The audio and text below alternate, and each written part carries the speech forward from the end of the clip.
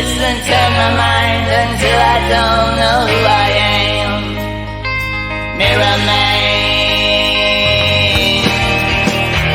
Good morning and welcome to another edition of the Arsenal Opinion Podcast. It is Thursday therapy again. It is July the 4th. I am joined by Jacob Hawley. How you doing, Jacob? I'm good, mate. It's obviously July the 4th where you are. It's actually election day here. It's the day of the general election, so everyone's down the polling stations doing their voting today. So yeah, a lot going on. Have you voted? I did. Went and voted. Yeah. Yep. Yeah. And I have to say, as I've got older, when I was younger, I don't know if I say I was into politics, but I was, you're always a bit more left wing and a bit more into it when you're younger, I think. And now you had the Corbyn swoosh t-shirt, didn't you? I did, mate. I actually did. Because I was a kid. I was a teenager. And now it's not, I haven't fully gone reform or anything like that. But I find it all so tiring. And I'm actually in Corbyn territory. I'm in Islington North. So, what I will say is I've had his lot, and you can tell when it's his lot because they all look the same. They all look like librarians. If Waitrose points cards were people, that's what they look like. People in their 60s in kind of fleeces and walking shoes. They're around all the time and very nice people. And they'll tell you how green Jeremy is and how much he wants to do for the planet, whilst putting 500 leaflets through your door every single day. Holloway Road is completely littered with like leaflets and posters for Jeremy. I think he's going to win, and fair play to him. I wouldn't be trying to run for Parliament at that age, but yeah, I'll be quite glad when it's all over. To be honest with you, their HQ is the Waitrose on the Holloway Road. You can go in, get some Kalamata olives, and then come out and campaign. What more do you want? But it's a big day all round. I actually didn't realise that July the 4th was America's independence from the Brits. I didn't realise that we were causing so much trouble over there and trying to take people's freedom. But what are you going to do? I'm going to enjoy it today and have a few burgers and hot dogs and all of that sort of stuff, and be looking forward to the Euros that will be resuming tomorrow, which is going to be fun. After you're used to football every day, it's weird to have a couple of days off, isn't it? Yeah, do you know what? It's that funny bit. Tournaments are so long, you forget how long tournaments are. And the Netherlands are quite a good example of this, how you can be crap in the group stage, but if you bring a player in who wasn't there, or like the Netherlands have changed their formation a little bit, and they looked really good against Romania, who, I think people will say are one of the easier teams to play against, but they were tough in the group stages. They've now got a clear run to the final. They'll play England or Switzerland after the next game. And I think it shows, it's a long tournament. You can have 3 bad games, change something, look good, and have 3 really good games. And there's that game tomorrow night, isn't there? Germany, Spain. I am buzzing for that because that's a good game. It's a quarter-final, and they're probably the 2 best teams of the tournament so far, Germany and Spain. And it makes you realise by the time this tournament is all said and done, one of the best teams in the tournaments will have only got to the quarterfinals. And we'll have had loads of games since then where we just forget about them. So I've been very negative about England, but there's still time to turn it around for England. I was walking down the street yesterday and I bumped into a neighbour of mine. He's a Brit. And I was saying, bloody hell, have you been watching this? England have been absolutely awful. And his rationale was, do you remember the World Cup in 66? It's like, well, obviously not. Because the World Cup in 66, we were terrible. He's also about 38 years old, so he has no idea what he's talking about. He's just taking the Gareth Southgate. Because in 1966, Jeff Hurst, it's the Gareth Southgate talk. Jeff Hurst wasn't even a starter. England were terrible in the group stages. Look what happened. And I'm thinking, if you're relying on precedent from the 1966 World Cup to inform what you think is going to happen in the Euros, you are absolutely insane. But people love to dream, right?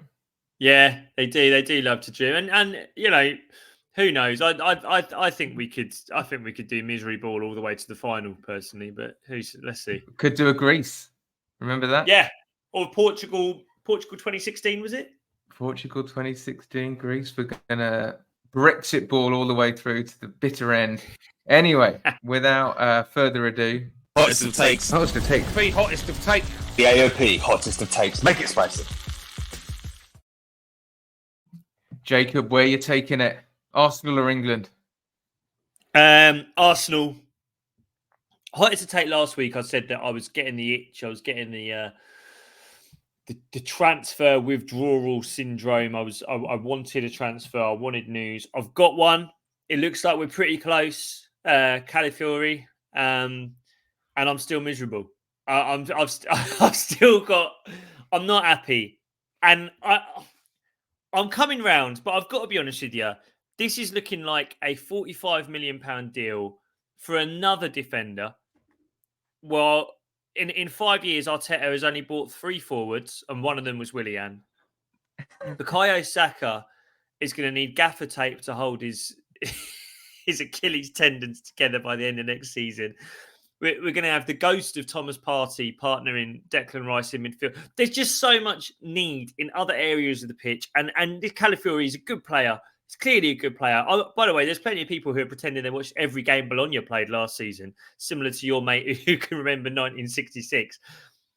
He's a good player, Califiori. And there is every chance that we buy him and then we go and get the midfielder and the forward that we need. But right now, I'm feeling a little bit frustrated that so much money is going to go towards another defender, whilst there's so much need in other areas of the pitch. And the other talk, by the way, is a reserve goalkeeper for 25 million. So I'm feeling a little bit frustrated. I don't know how you feel about it.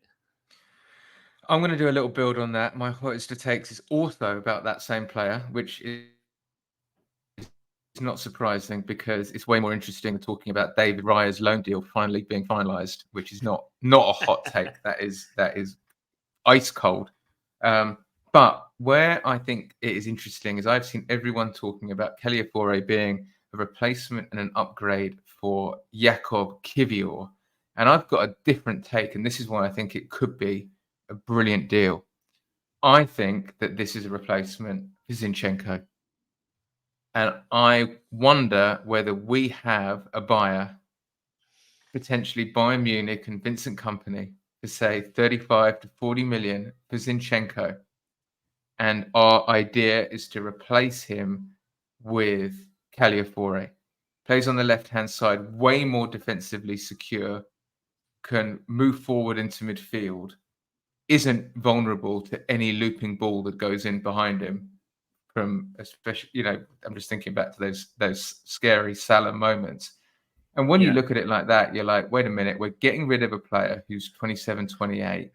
I think. Is he 27, Zinchenko? We're upgrading him for 10 million, 15 million, probably on the same wages, maybe even less wages than Zinchenko, after Zinchenko was 4-time Premier League winner. And if that's the case, I'm thinking that is a very, very, very shrewd deal. I mean, look, let's say he's a left back, Califiori, right? Should we just do Califiori chat for a bit? Yeah, let's do it. So let's say he's a left back. We've currently got Zinchenko, Kiwior, Tierney, Tavares, Tomiyasu can play there, and Yuri and Timber. So that's 6 options there, right? Now, between Tomiyasu... let's just dig into a couple of those. I don't think you can even call Nuno Tavares a footballer, let alone a left back. Agree. You've got to get him out, though. You have got to get him out, right? Similar for Kieran Tierney. Back. I think his key card's not working. It's been deactivated for sure. But seriously on that, you have to get him out. You have to get these guys out. You have to get Nuno out the door. Whether you have to rip up his contract, you have to get him out. Tierney's on over 100 grand a week. You've got to get him out.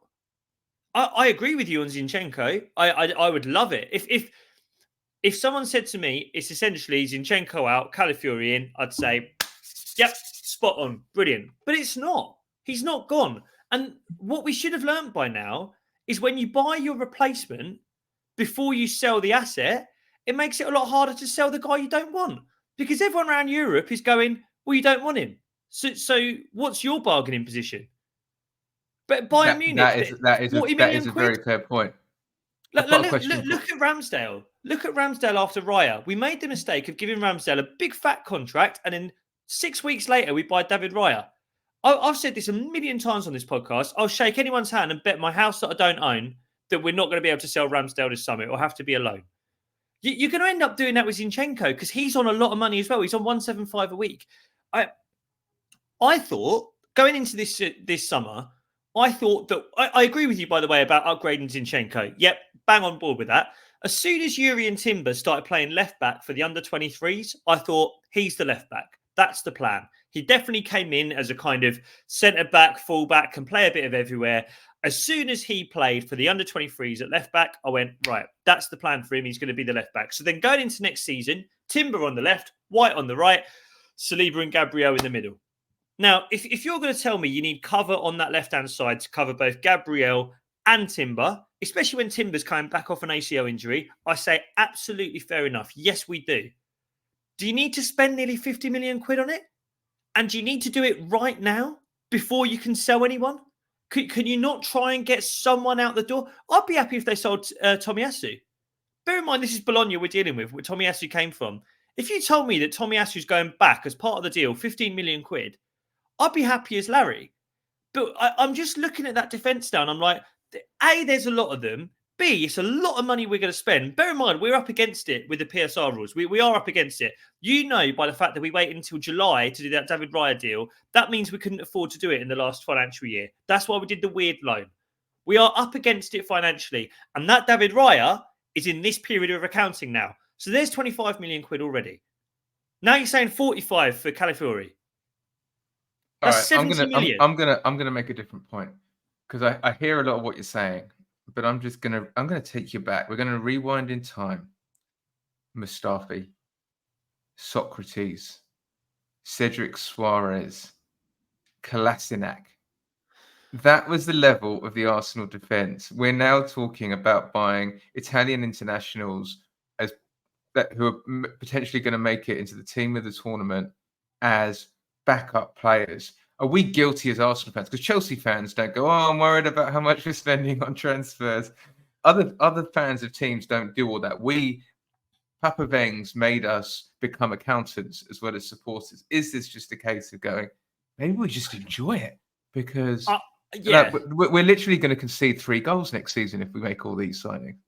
I don't disagree with you, mate. Don't get me wrong. I'm not disagreeing with you. But I think the reason that we're accountants as well as fans is because Chelsea have got billionaire owners who'll throw anything at anyone and they'll sell hotels to themselves to fund it.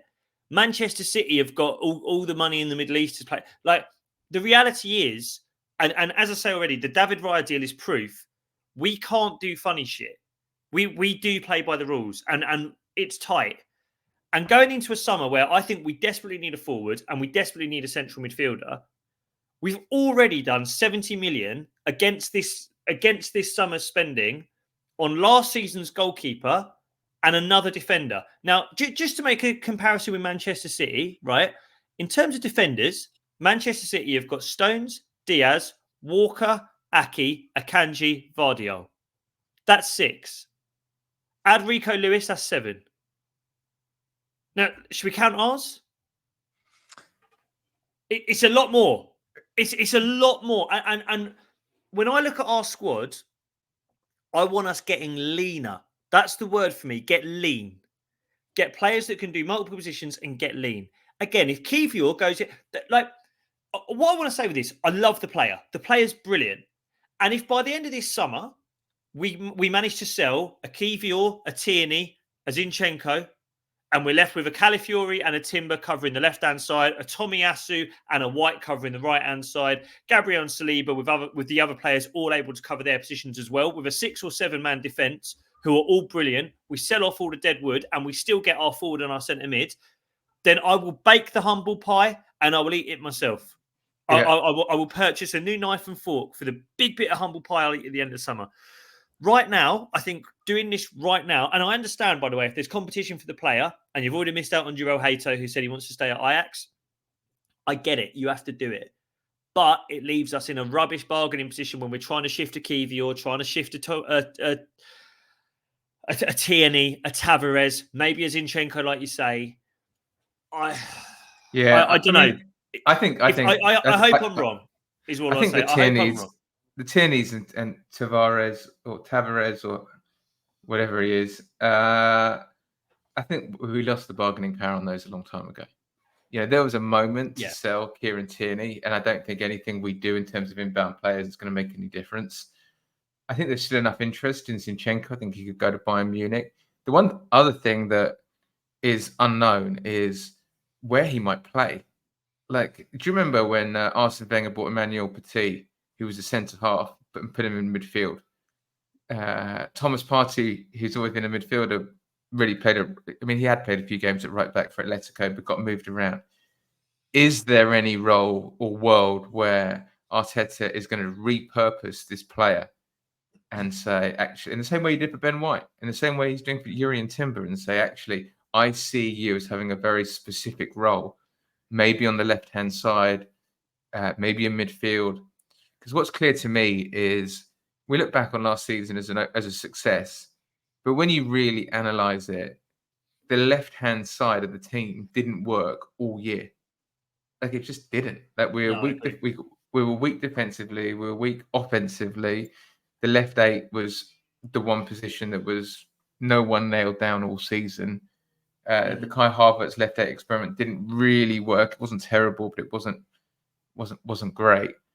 And so, is he buying this guy in and going, actually, we're going to completely remodel the way we play down the left-hand side? Because anything good for Arsenal came down the right-hand side last year. I agree on that. And I have to say, I do have a funny suspicion that we might see something that really surprises us next season. And it will come... I think that the amount of money we're spending on Califiori, I'm not 100% sure that he is just a left back. That he is just a reserve left back. I think he might start at left back. Now, the question we've never really answered, the question we never really answered is what we bought Jurriën Timber for, because we've never had the opportunity to work it out.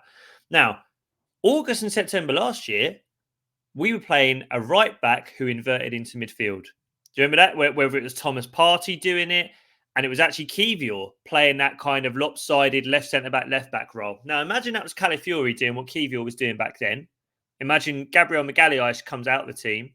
And imagine it's Jurriën Timber inverting from right-back into midfield. Because the big thing about our midfield, the reason that you can't really invert from left-back is because Declan Rice always veers to the left. I think we had problems with Zinchenko trying to do it. And I think if we did start Timber at left back and he wanted to invert into midfield, we'd have the same problem again.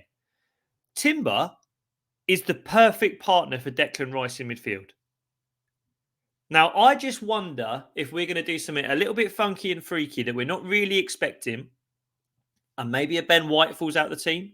Maybe a Gabriel Magalhaes falls out of the team. In the same way, no one expected Ramsdale to fall out of the team last year.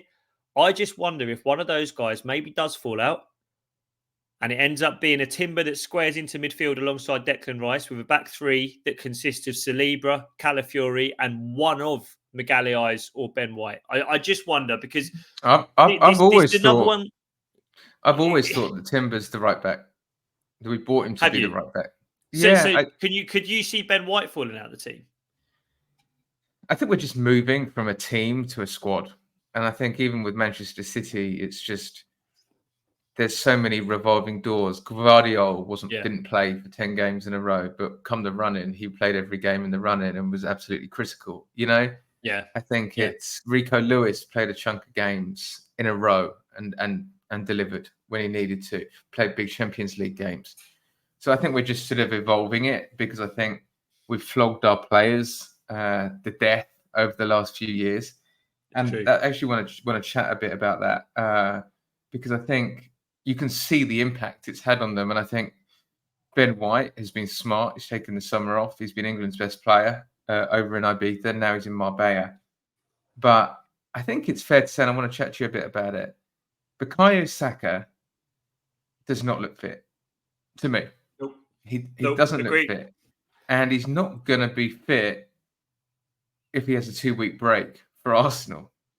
And I want to just chat about that because I just don't think anyone can look at it and pretend that Bukayo Saka is playing. I mean, to me, he looks like he's at 50%. Yeah, I agree with you, mate. I think he looked like that for a long period of the running as well.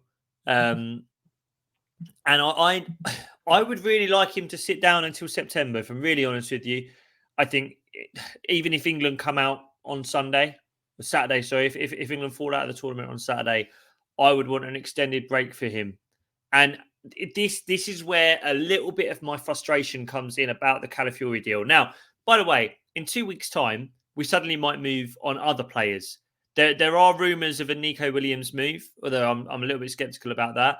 There are rumours that there's a German international who's moving supercars over, and good old Team News and Ticks has confirmed that there's a German international that we're very much in for. My personal theory is a Joshua Kimmich. There are others who think it could be Leroy We Sané. can't be buying 2 defenders. We can't be buying. Well, listen, you could talk me into a Kimmich as a midfielder. I will just say, you could talk me into Kimmich being the midfielder. But if it was Sané, say it was Leroy Sané. That's the one I'm interested in. Well, I think that's when you say, listen, Bukayo, pack your bags, mate. Be it Dubai, be it wherever you want. Go and get yourself on a sun lounger for a few weeks. Go and get that, get those legs rested. Get your flip flops on, and that's really what I want to see going into next season. I don't want to see Saka until September. I've got the fixtures in front of me here, and I know we've got a tough start. But in August, we've got Wolves at home, Villa away, Brighton at home, and then we play Spurs away 14th September. I want to see him back for Spurs away. I don't want to see Saka before that, and I want us to do something before then that means he can sit down. Yeah, I agree with that. It's been a little bit hard to watch Bukayo Saka because I feel like he's doing everything right, but he hasn't got the energy, the daring. It's all very safe. It's all very conservative. I don't like seeing his leg taped up with all that stretchy KT tape or whatever they call it. Like you don't. Yeah. That's not a good sign. I'm holding on. I'm doing pain relief stuff to get through this tournament. And we need to get him fit. And like I said, I think if it's a chronic issue, like an Achilles, a lot of that is just overuse, overwork, and it doesn't go away in 2 weeks. That's like 6 weeks is and yes, he's going to need to be managed through, but we need to be mindful of it. And this idea of just flogging him until it goes on, because with all of these things, everything's connected without sounding like a physiotherapist. And if he's compromised in his ankle or in his foot, eventually he hurts his knee or he hurts his hamstring or whatever. Or his hips or something like that he's doing to correct the fact his Achilles isn't good on one side. Yeah, exactly. Exactly. So we've got to get that guy fit. It's Declan Rice, I think, a little bit has been less overworked over the last few years. But Bukayo Saka, we are in a real risk of putting him into the red zone permanently. And we've got a responsibility to him. We gave him a great big fat contract. We said, stay here and be the star boy. And he will be looking back at season just gone, where Phil Foden picks up all the awards, is the one that everyone's talking about. And Saka would have every right to be fed up. Because if I was Saka, I'd be looking at January and February when he came back from Dubai and he'd so clearly got his zip back. He'd so clearly got that extra 5 yards of pace back.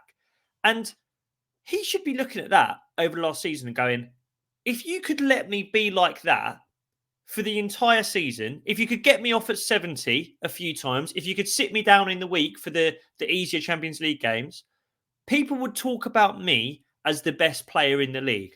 I could go from being a 30 goal and assist player to being 40 goals and assists over the course of the season, to being 50 goals and assists over the course of a season, if you let me have my zip every week.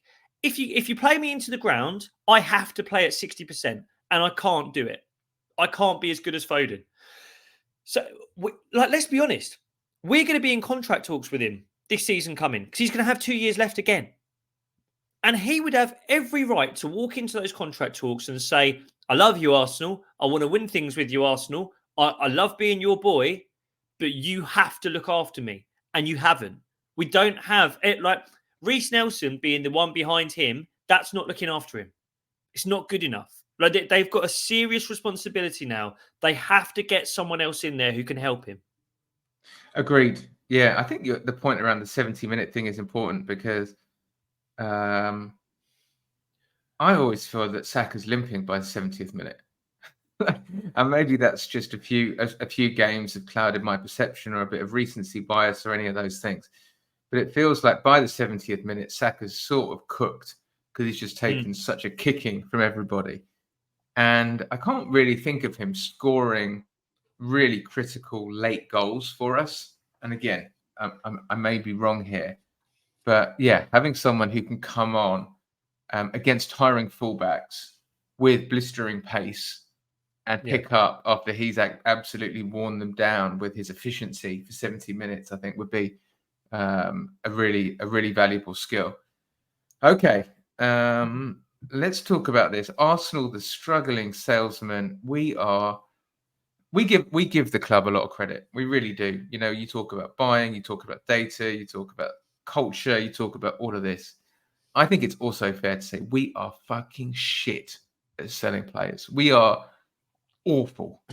And I don't think, and I think, you know, it's just been said, oh, maybe we just haven't got very good players.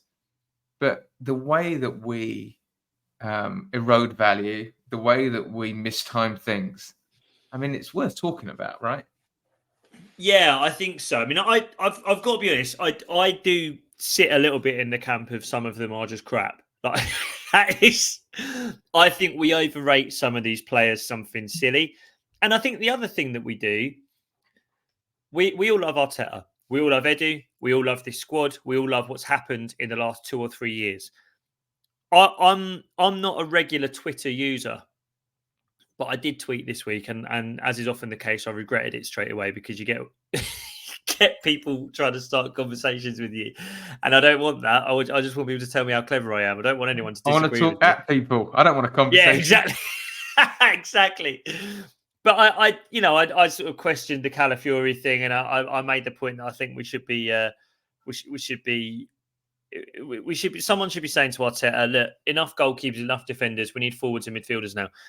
And I've got so many people going, as if you know better than Arteta about transfers. Of course, I don't know better than Arteta about transfers. Of course, I don't know anything. You know, I'm giving a fucking opinion on a football club, as is actually my job quite a lot of the time.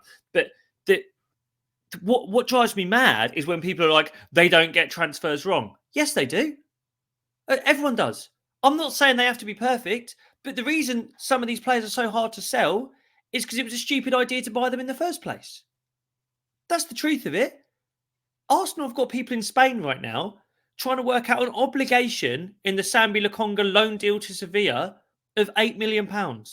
That's a guy we spent nearly 20 million quid on. It's because he's crap. It's because he's not very good. You made the point last week, Matt. Like the loan at Luton, he had about 5 good games and everyone started going, oh, he had a great loan. No, he didn't. He was in and out of their team, and he was in less demand than Ross Barkley this summer. Nuno Tavares, what are we going to do with him? That's a bad purchase. Ramsdale was a good purchase, but he was a bad second contract, because why have you given someone that contract when they're now that hard to shift? I think you could talk about more of them. Fabio Vieira, 2 seasons ago, 35 million quid rising to 40. What has he done? And if we tried to sell him now, where would he go? Nowhere. I think you could even make the point with Jesus and Zinchenko. How many goals have we got from Jesus in 2 seasons? 16? Yeah. It's terrible. Yeah, I think that's the interesting... You can't sell him. Zinchenko the same. We've replaced them already. Yeah, the interesting thing for me is in a world of data, everybody thinks that we're able to 100% predict what you're going to get. But the reality is we're buying human beings. And it's not even about how good they are at football. It's also about all the stuff that's happening off the field. It's about how what the rest of their life is like. It's about how their body holds up. It's about freak injuries. It's about a million and one things that data can't predict. And so I think that there should just be a sort of an acceptance that you have to do certain things and you have to accept that there's a failure rate in transfers. I think you want the club to be doing deals like the Fabio Vieira deal. And the reason for that is best player at the under-17s looks technically like he could absolutely develop into something totally brilliant final ball.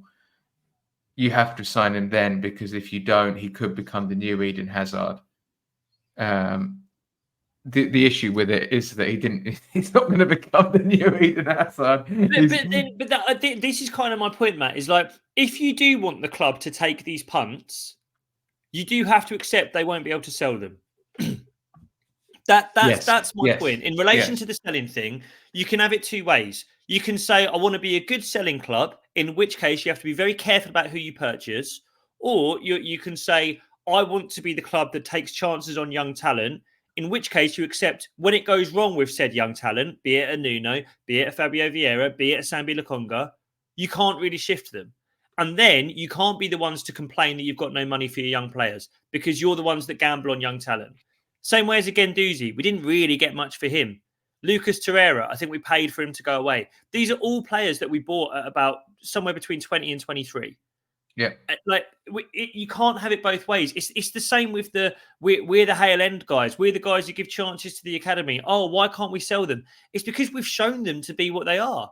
It's because our young talent gets more runs in our team than most other teams do. People point to all these Liverpool players that were sold 5 years ago and go, look at the fees Liverpool got.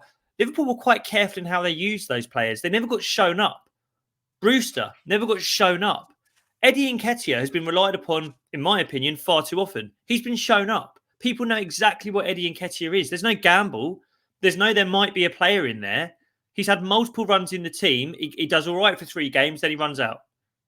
The world knows about our young players because we give them opportunities. So I think fans have to be careful about how they think about the club. Do they want us to be a club who invest in young talent, who give them like time on the pitch?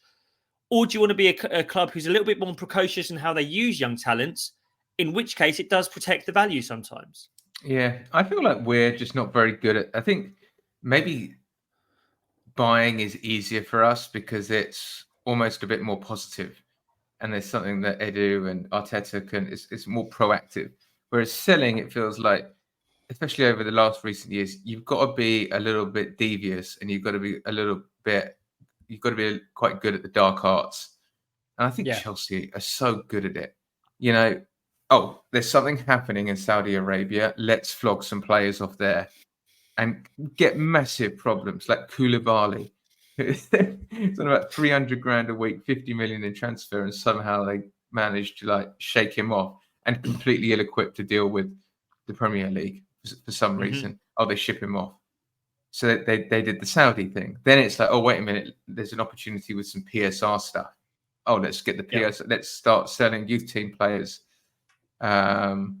Even let's go and poach young players from other teams to zero money, and then we can sell them like Amari Hutchinson. You know, we were laughing at Amari Hutchinson, but you can't laugh at Chelsea because they got someone for basically nothing and they're selling him for 22 million 2 years later. They don't care about his career. No. They got 22 million for nothing. That's a good... If you're the money person, you're like, that's a great deal, right? Well, I mean, I think the thing with Chelsea is what we don't talk about with Chelsea is the amount of purchases they make that don't go well and that they stuff behind the sofa. I mean, there's a great big Romelu Lukaku sticking out from underneath their carpet that they're trying to hide, right? Now, the thing with that is a lot of those deals are done with big agents, and that's how they sell. They manage to sell players a lot easier because they are completely in bed with all the big agents and they get done over by them in terms of their purchases sometimes, but that doesn't matter because they've got limitless money. But it does mean they can get them out a little bit easier. The one thing Arsenal did a few years ago when we said goodbye to Don Raul is we got all the agents out. Kia Jarabchian out. But when you get Kia Jarabchian out, you can't call him one summer and go, mate, Cedric's driving me crazy. He's still here on 90 grand a week. Get him to Besiktas. Because he's not answering your calls anymore because you're not buying any players off of him. So it's all part and parcel of being the club that we are now, of being the well-run club, the club that doesn't get ripped off by agents. When you're not getting ripped off by agents, they're not doing you any favours either. I think that's absolutely spot on. So we talked about Torreira, we talked about Guendouzi, we talked about Socrates. That was a horrible time. We talked about paying big for potential. It worked out for one player, though. It nearly didn't.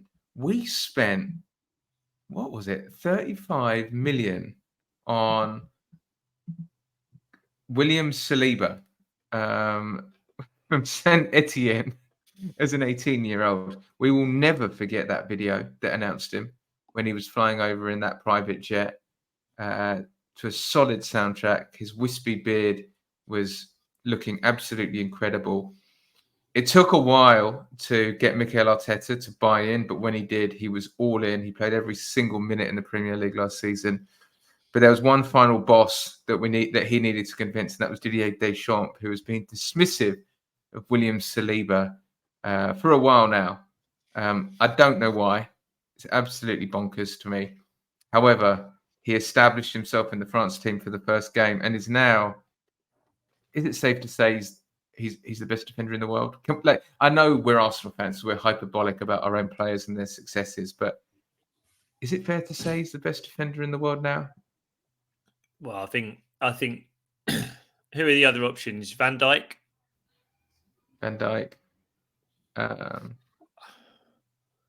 Scratching your head after that, really. I mean, and I'd say there's a cigarette paper between Van Dijk and Saliba. The big difference is one of them is looking at one last contract. The other one is 23. And I don't think we talk about that enough with Saliba.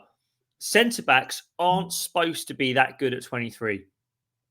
They're just not. That's an old man's game, centre-back. And that is the freakiest thing about Saliba is the mature head on those young shoulders.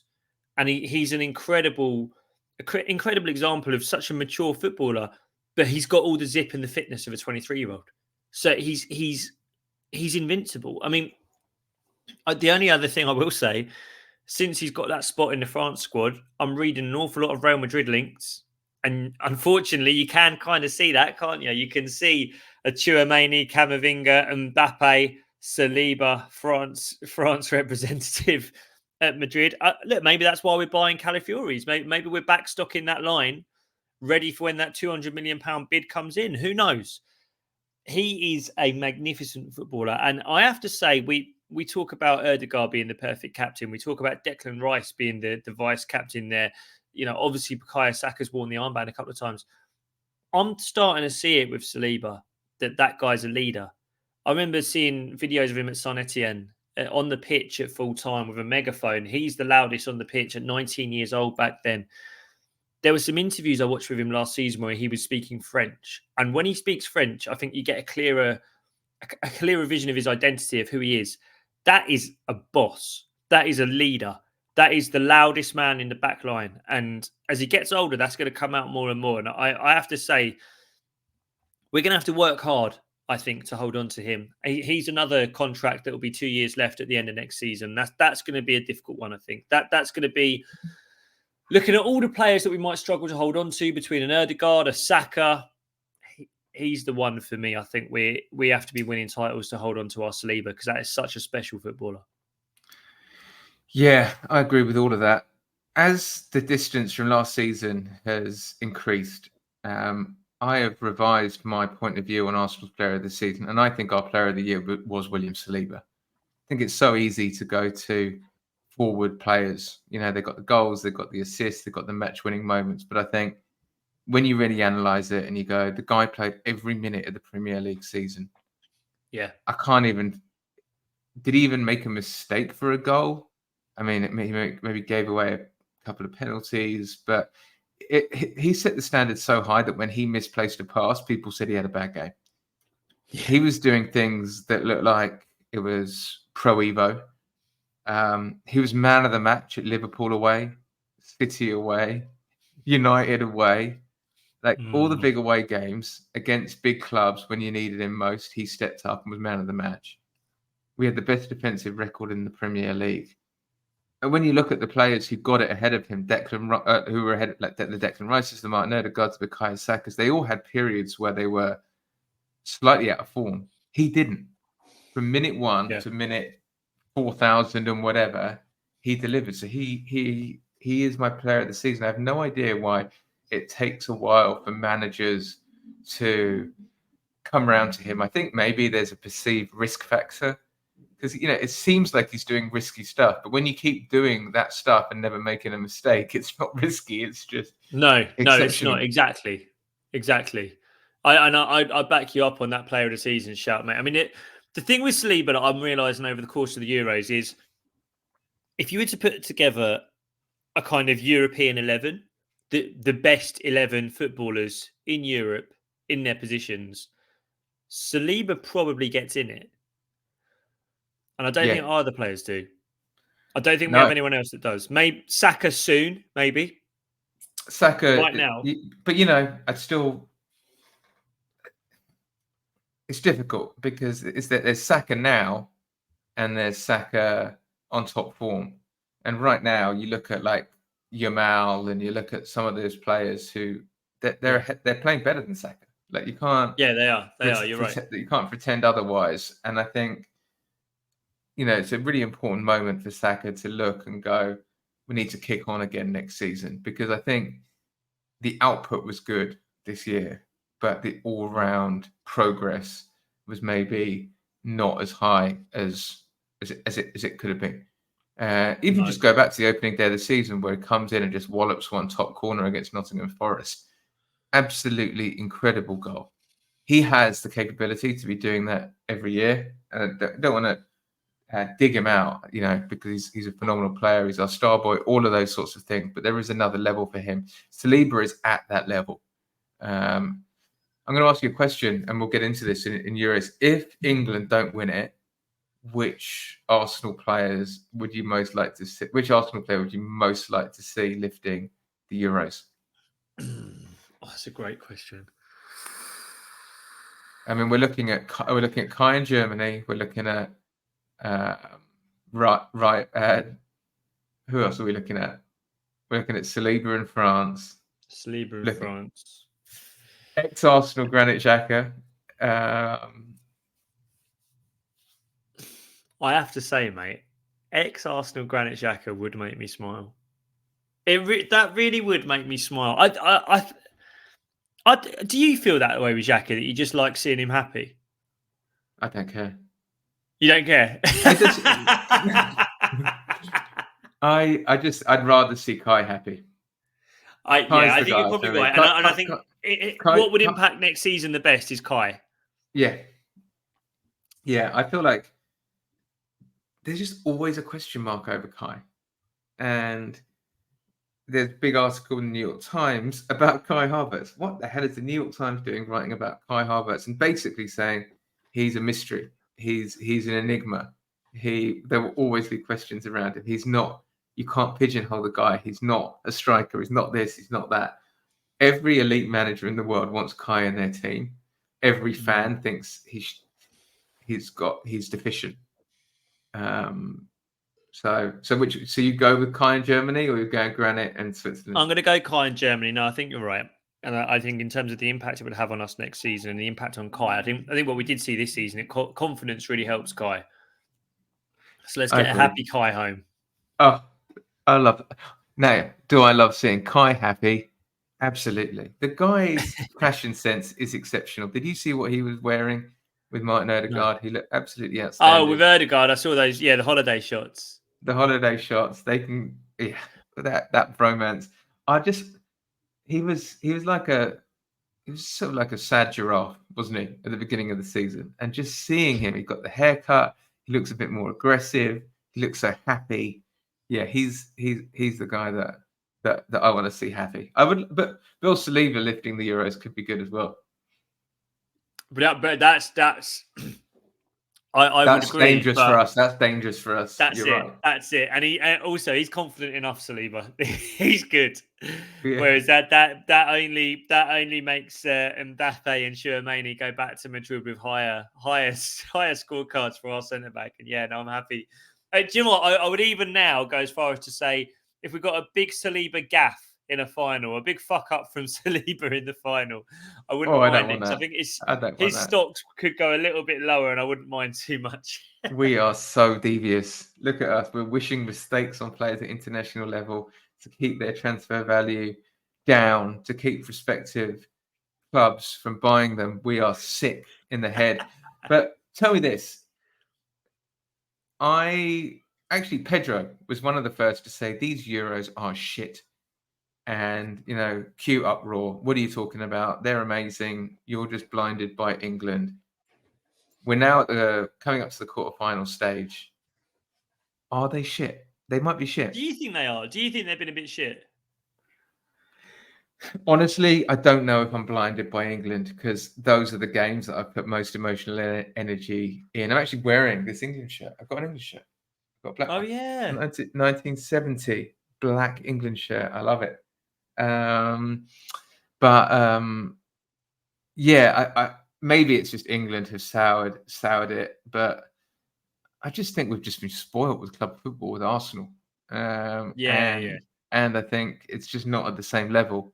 And even when you think about it, the France team, the Spain team, the Germany team, we've all seen tournaments where Spain, Germany, and France are all way better. You're talking about 2002 France, Zidane, Henry, Pires, Thuram, Deschamps, Desailly, and then you're looking at this one. Germany, you're thinking about, Schweinsteiger and Thomas Müller and all those players are absolute machines. The Netherlands team, I've always enjoyed watching Netherlands. Now we've got Cody Gakpo. It just feels like it's all got golden generations a lot, but they don't feel to be too many golden generations. Yeah, I don't think they've been a bad Euros. I think the excitement has come with what you might call the smaller teams. I've watched Turkey a couple of times and really enjoyed it. By the way, I'm not quite doing the Turkey thing that some people are doing yet, but if they get to the final, I'll try and learn that. But I think there's been some really good games. I think you're right to say England haven't just been bad; they've been completely uninspiring, and they've made everyone feel miserable. Not just England fans, by the way. I know fans of other nations who feel miserable because of the way England play football. The other thing we've got with England now, there are some star players in that England team. Fans of other nations will have been looking forward to a Jude Bellingham tournament, and they haven't had one. I was thinking this might be the tournament where Kylian Mbappe crowns himself as the best player in the world. He hasn't quite done that. I think you could look around at other players. Big players haven't really delivered. I don't. Which star? Maybe Musiala is probably the closest to that, right? In terms of a high-profile player who's really delivered in this tournament. Yeah. I wouldn't say Yamal absolutely looks like the next one, but he's 16. Yeah. So I think it's been a tournament where the big nations haven't been at their best, where the superstars haven't really been superstars, and England have absolutely underwhelmed. But we've still had some really good games of football. And the thing is, and I said this at the start of the episode, the tournament is still young. There's still much more to come. Friday night, Germany-Spain, that's a great game. That is a great game. And if someone stands up in that and gives a good performance, they will become the main character of this tournament. So I've got a question, right? Because they showed some videos of people going absolutely bonkers in England when Jude Bellingham scored that overhead kick. Yeah. Do you go crazy when England score a goal? No. Mate, I don't know what's happened to people in this country where they are so keen to throw a beer over themselves. I don't know what people think. Like that, I think that became a thing in 2018. That's the first time I remember the box park thing happening and people throwing it over themselves. And the thing is, in 2018, it was genuinely great football. It was really entertaining, and Southgate, you're the one. All that like the atmosphere was there. You can't do the beer over the head thing when you're as miserable as we all are with the football. It doesn't make sense. It feels so forced. I agree. Bring back Raheem Sterling, I say. Do we owe him an apology? Marcus Rashford, mate. I think Marcus Rashford should be at this tournament. I think we miss a player like that so much. We know what we think about Marcus Rashford. He should be about more than just in England. Well, rumours in Sky Sports today, mate. Rumours that the valuation is dropping. Yep, Sky Sports reporting that they're dropping the valuation because he doesn't want to stay now that Ten Hag is staying. I'm still on it. I'm still on it. Oh, interesting. Another little tactical, if he's available, let's just go and nip in week before the season. Who knows? Yeah, no. I can't believe when people are going absolutely crazy. I used to go crazy when England did well, though, when like 10 years ago. But I think too much water under the bridge. I could, if Bukayo Saka scores an absolute worldie to put England through, I could see myself jumping up and down in celebration. Declan Rice got me. He woke me up when he hit the post in the last game. But the idea of cheering on Phil Foden, Harry Kane is beyond me. There's some neutral players. I think Mark Gay's come out quite well. I think he's probably been one of the brightest spots. Well, he's a guy who actually had very low expectations of and has met those low expectations. Whereas everyone else has had such high expectations. Jude Bellingham, I mean, I think you called it early, the new Dele Alli. And people have caught on. I think Dele Alli had better stats than him at the same age. There's a clip going viral today from a Man City podcast where someone there claims to have inside information in the England camp, and apparently all the England players are getting really fed up with Jude and his kind of main character syndrome, and apparently the way he gets first dibs on all the media duties when he wants them, that he absolutely manages the press conferences and his parents don't allow certain questions. That's the rumor anyway, and I think you can kind of see it on the pitch. I mean, I've seen people saying that the problem with these Euros is people are so invested in their clubs now that they can't enjoy other players. And I don't think that's quite the case for me. I think I could celebrate a Phil Foden performance if I saw one. I think I could celebrate a Harry Kane performance if I saw, but they've all been crap. And I think it's less the fact that you can't cheer for the players of other teams and more the fact that the players for the other teams are just not doing what they usually do for those teams. I've always loved celebrations that are fun. And I think there was actually something quite amusing and charming about the way Maddison and Saka and Rashford and Saka would score against each other and mimic the celebrations of each other. And you could see that it was something that fans could enjoy. It was something that the players enjoyed. It was competition, but it was joyful. For me, there's something about Jude Bellingham screaming, "Who else?" when he's it's like, well, all right. I don't warm to it, but no, maybe I'm being overly. Agree. Maybe I'm being overly because who else? It's sort of quite.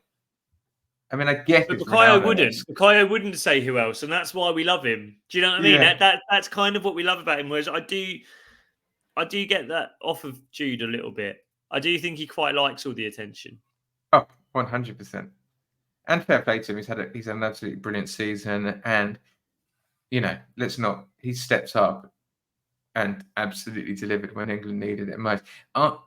You mentioned Dele Alli. For me, he's a far better Aaron Ramsey. He's the guy that steps up in key moments. But if you're looking for control, if you're looking for a team player, if you're looking for technical discipline, you might have to look elsewhere. I know that will hurt the Aaron Ramsey lovers that we have listening to the pod. All right, that is it.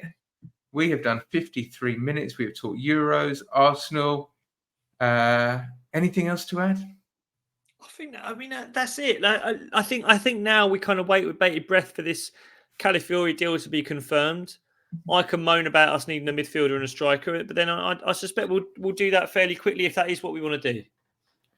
I mean, obviously, just on that, Chelsea are the other team interested in him. They're always sniffing around our players. It's like, fuck off. They're copying our homework. They're like a piece of toilet paper stuck on your shoe. It's just like they're always there. But anyway, let's hope they go and do Chelsea things and fiddle the books, sell another training ground or whatever it is. Jacob, where can people find you? at Jacob Hawley on Instagram. Perfect. All right, big weekend of the Euros coming on. Hopefully everybody is feeling better after some Thursday therapy. And that is all for today. All we can say is ciao for now.